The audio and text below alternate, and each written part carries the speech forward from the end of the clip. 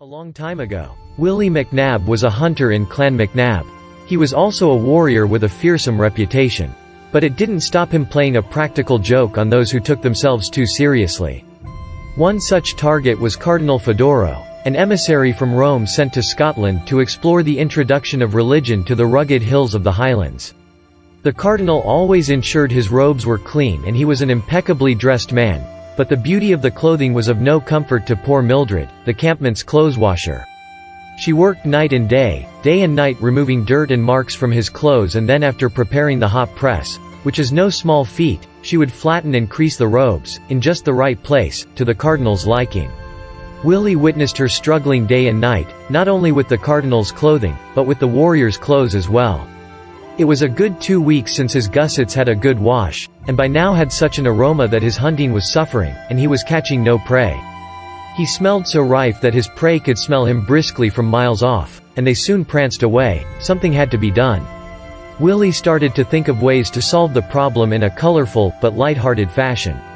He couldn't defend the emissary as fearsome Swiss guards protected him round the clock, who, as it happens, wore colorful but dirty clothing.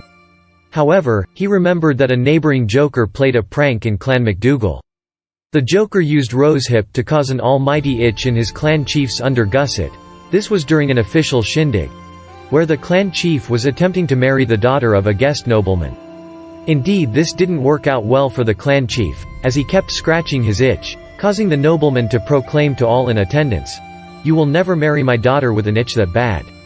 When the chief found out the truth, the joker was flogged. But looking back, it was agreed that a good time was had by nearly all. Willie Macnab now put his plan into action. He knew where to get the rosehip. The night before the big event, he rubbed rosehip into the emissary's gusset. The event was to be grand. Noblemen and clergy would arrive from miles around. The clergy and emissary were to sit at the top table with the clan chief. Quite soon into the feast, the emissary could be seen rubbing his nethers below. Indeed, he was so subtle that not many noticed apart from those seated very close. By God, that man could hide a fair itch.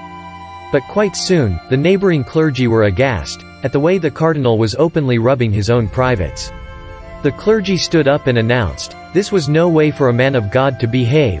The cardinal leapt to his feet and announced, "It's because I have the itch." Fred's table of fellow hunters and warriors burst out laughing as the cardinal ran from the feast.